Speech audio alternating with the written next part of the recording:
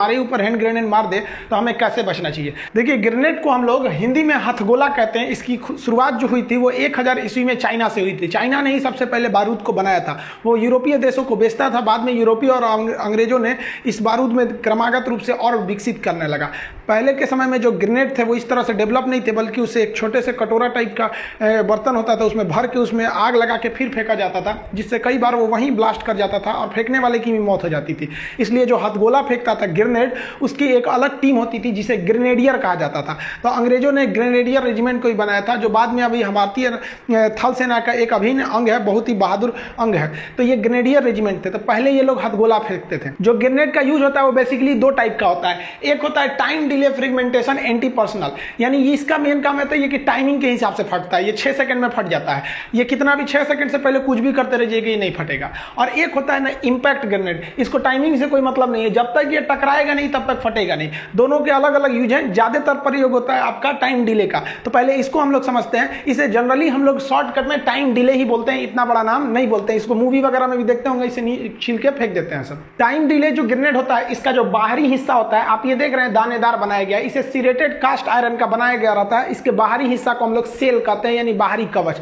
ये cast iron का इसलिए बनाया जाता है कि जब ये ब्लास्ट करता है तो ये छोटे छोटे टुकड़ों में बट जाता है, जो जिसकी रफ्तार गोली की तरह होती है, और किसी के भी आंख नाक कान जहां भी घुस जाता है मांस फाड़ के निकल जाता है। इसलिए जहां ब्लास्ट करता है उतना एरिया तो क्षतिग्रस्त करता ही है, उसके बाद जो इसका सिरेटेड कास्ट आयरन का जो बाहर का सेल बना हुआ है वो और जबरदस्त हमला कर देता है। ये किसी भी ग्रेनेड का जो अंदर का लगभग 85% एरिया होलो यानी खोखला होता है, उसके 15% एरिया में उसका फायरिंग मैकेनिज्म होता है। इसको हम लोग अंदर से समझते हैं। आप बाहर वाला हिस्सा समझ गए। ग्रेनेड के अंदर का सिस्टम एकदम सिंपल होता है। अंदर एक स्प्रिंग होती है जिसे खींचकर ऊपर रखा जाता है। अगर वो स्प्रिंग नीचे गिर गई तो वो चिंगारी पैदा करेगी और अंदर ब्लास्ट हो जाएगा। अब इस स्प्रिंग को खींच के रखा जाता है और क्या किया जाता है ना कि इसके बाहर एक सेफ्टी पिन लगा दिया जाता है। देखिए ध्यान से, इसके अंदर जो स्प्रिंग को खींचा गया है, इस स्प्रिंग को बांध दिया जाता है ऊपर ले आकर। इस ये वाला जो बाहर से एक हैंडल टाइप का देख रहे हैं, इसे हम लोग कहते हैं स्ट्राइकर लीवर। इस स्ट्राइकर लीवर से अंदर वो स्प्रिंग जुड़ा होता है, यानी अगर आप इस स्ट्राइकर लीवर को खींच देंगे तो स्प्रिंग फटाक से नीचे गिर जाएगा।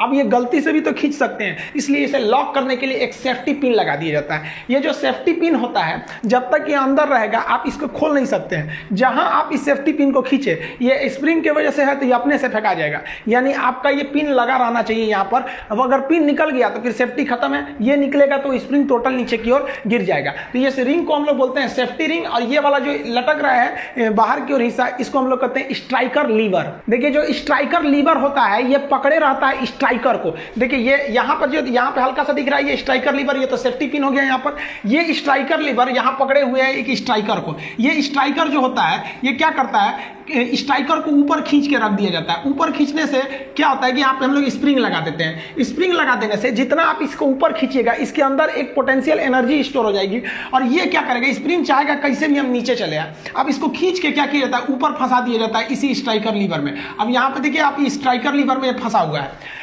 जैसे हम सेफ्टी पिन को खींचेंगे स्ट्राइकर लीवर फेंका जाएगा स्प्रिंग के दबाव से, और ये जैसे हटेगा, यही स्ट्राइकर लीवर था जो इस स्ट्राइकर को खींच के ऊपर रखा हुआ था। अगर वो चला गया तो ये सीधे स्प्रिंग इस स्ट्राइकर को क्या करेगी, नीचे फेंक देगी। तो स्ट्राइकर दो चीजों से जुड़ा होता है। स्ट्राइकर में लगी रहती है स्ट्राइकर स्प्रिंग जो उसे ऊपर खींची रहती है, और उसको फंसा दिया जाता है बाहर में स्ट्राइकर लीवर से। स्ट्राइकर लीवर ना निकल जाए इसलिए उसमें लिए एक दे दिया जाता है सेफ्टी पिन। आप यहाँ देखेंगे तो ये जो पिन ये स्प्रिंग दिख रहा है, ये स्ट्राइकर के अंदर लगा हुआ स्ट्राइकर स्प्रिंग है, और नीचे का ये वाला पोर्शन स्ट्राइकर है। इसको खींच के रखा गया है, और ये बीच का जो खाली जगह होता है, अगर इसको जैसे ये निकले यहाँ से स्ट्राइकर लीवर हटाएंगे, स्ट्राइकर तुरंत नीचे गिरेगा। स्ट्राइकर मतलब समझते हैं, कैरम में भी तो स्ट्राइकर होता था जो दूसरे को मारता था, या इसको मारेगा, यहाँ आके चिंगारी लगेगी और ये ब्लास्ट करेगा। आगे भी समझते हैं इसको। देखिए सेफ्टी पिन को आप दांत से भी निकाल सकते हैं, अंगूठा से भी निकाल सकते हैं, ऐसे भी निकाल के फेंका जाता है।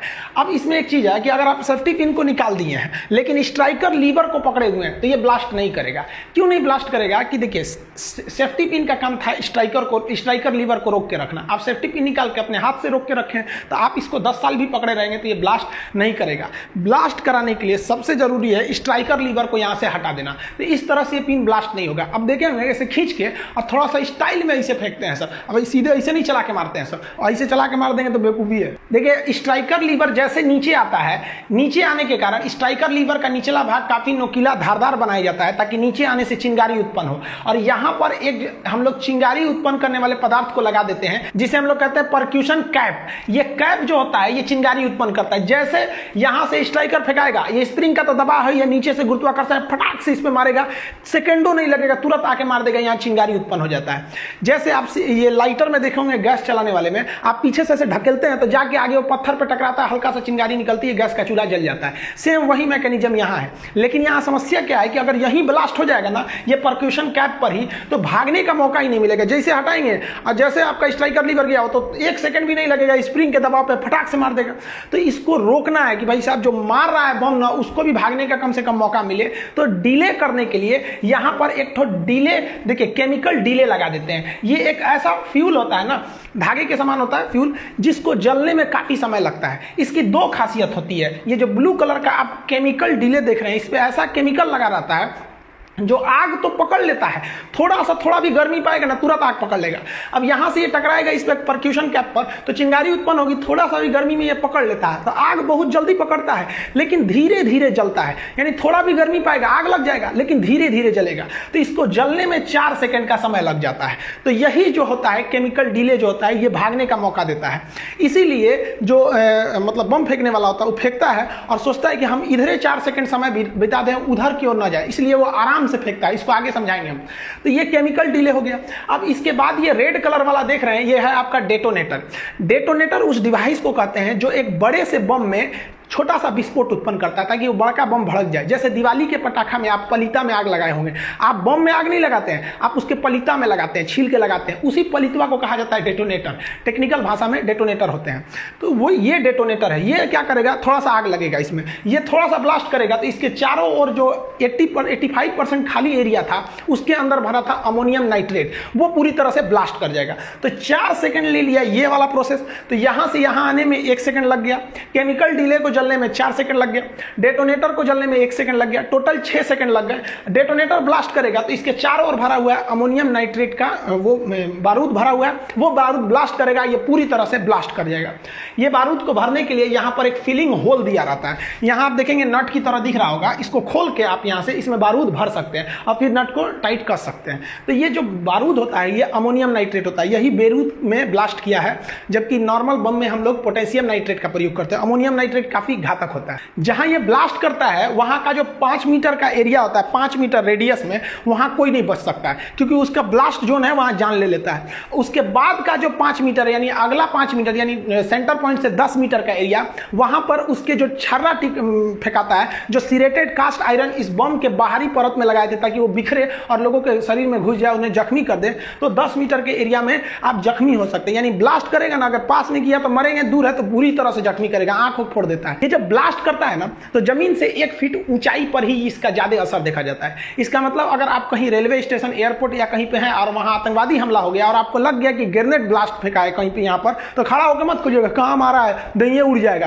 तुरंत वहां लेट जाना चाहिए। इसलिए फौजी जब बॉर्डर पे ग्रेनेड फेंकते हैं तो गड्ढा किए रहते हैं, खुद के लिए गड्ढा किए रहते हैं ताकि गड्ढे के अंदर वो ऊपर ब्लास्ट करता है 1 मीटर से 1 फीट के ऊंचाई के बाद। उसके बाद इसकी खराबी क्या होती है, इसे 6 सेकंड का समय लगता है। जनरली कहीं कहीं 4 सेकंड भी बोलता है, लेकिन ओवरऑल इसमें 6 सेकंड का समय लग जाता है। ये इसकी सबसे बड़ी खराबी है। अगर कोई नौसिखिया है जिसे ग्रेनेड फेंकने का आइडिया नहीं है, वो इसे खींचेगा और जैसे खींचेगा तो उसको डर लगने लगेगा, अरे बाप रे बाप 6 सेकंड में फटेगा, फटाक से फेंक देगा। यहीं पे गड़बड़ी होती है। 6 सेकंड काफी बड़ा समय होता है।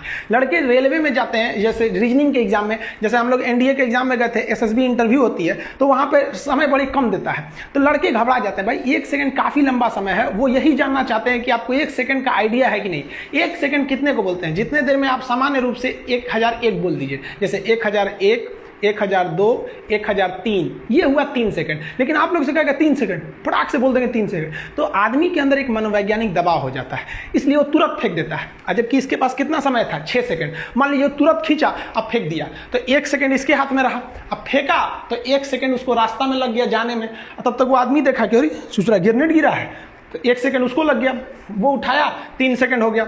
अब फिर वापस वो फेंका तो 1 सेकंड उसमें लग गया, 4 सेकंड, और उसके बाद 5वां से 6वां सेकंड जब भड़कने का था तो वापस आपके पास फेंक दिया वो आदमी। इसलिए कभी भी ग्रेनेड को फेंकना चाहिए तो उसको खींचकर और प्रॉपर जो उसके अंदर का केमिकल डिले है उसको भड़कने का इंतजार करना चाहिए। इसलिए आराम से खींच के और उसके बाद से गिनना चाहिए 1001, 1002, 1003, तब फेंकना चाहिए। अब इतना फुर्सत तो है नहीं, इसलिए वो उसको ना ऐसे लुका के फेंकते हैं लोग, ताकि टाइमिंग इस तरह से जाने में ज्यादा लगे। और इसे फेंक देगा टिप के, इसे ना तो सोचा पहले ही पहुंच जाएगा, उठा के फिर से वापस मार देगा। तो आपको ये सब चीज़ें पता होनी चाहिए। पता नहीं कब हिंदू, हमारा पड़ोसी जनवे करते हैं पाकिस्तान से, जो कब मारेगा पता नहीं हम लोग को।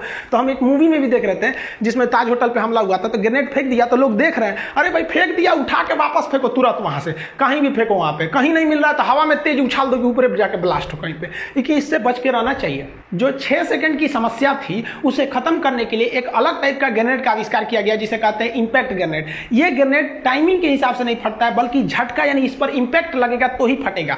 जैसे आप इसका सेफ्टी पिन निकाल देंगे और इसका जो ये आपका स्ट्राइकर लीवर अगर अलग हो गया तो आप इसको लिए रहिए, दिन भर नहीं भड़केगा। और जैसे पटक दिए भड़क जाएगा। और इससे पहले वाला जो टाइम डिले ग्रेनेड था उसको पटकने से नहीं था, उसको 6 सेकंड में फटेगा वहां पे, तो ये पटकने से फटता है। तो इसकी एक समस्या क्या है कि इसको जोर से पटकना पड़ता है। अब जोर से पटकिएगा तो हाथ में कितना दम होता है, वो भी लड़ाई के मैदान में आपको कोई कंपटीशन कर रहे हैं कि हमको जोर से फेंकना है, कहीं इधर से गोली चलती है, दुनिया भर का कहीं कहीं से गोली चलने लगती है। तो इसकी समस्या को दूर करने के लिए इसी इंपैक्ट ग्रेनेड का के लिए लॉन्च करने के लिए एक अलग से ग्रेनेड लॉन्चर बनाया गया। ये बंदूक जो होती है ना, गोली नहीं चलाती है, ग्रेनेड चलाती है। इसमें ग्रेनेड को भर दिया जाता है और दूर से मार दिया जाता है ग्रेनेड को। अब इसमें जो ग्रेनेड भरा जाता है वो ये वाला नहीं भरा जाता है, देखिए इंपैक्ट ग्रेनेड ही भरा जाता है, बस उसकी डिजाइनिंग थोड़ी अलग होती है जो इसमें भर दिया जाता है। और इसको मारिएगा ना तो इसमें बंदूक जैसे फेंकिएगा तो इसमें क्या होता है, जैसे बंदूक उसको फेंकेगा तो उसमें स्पिन होने लगेगा, नचने लगेगा और खूब जोर से नाचते हुए जाएगा। और जैसे नाचते हुए जाएगा उसके अंदर का डेटोनेटर स्टार्ट हो जाएगा, जैसे ब्लास्ट कहीं टकराया तो वहीं पे ब्लास्ट हो जाता है। तो ये हो जाता है आपका ग्रेनेड लॉन्चर हो जाता है ये। तो ये काफी मदद करता है इनडायरेक्ट फायरिंग में। आप एनसीसी वगैरह किए होंगे तो वहां 2 तरह की फायरिंग दिखाता है, direct firing and indirect firing. Direct firing में सामने दुश्मन होता है, इनडायरेक्ट में वो किसी दीवार के पीछे है या किसी कमरे में घुस चुका है, तो उसमें क्या करिएगा, वहां पे घुस के मारिएगा, आराम से ग्रेनेड निकालिए। टाइम डिले है तो कोई दिक्कत नहीं, नोच के इंतजार कीजिए, हाँ 2-3 सेकंड हो जाए, आधा सेकंड पर पास हो जाए तो इसे कमरे में फेंक दीजिए जा।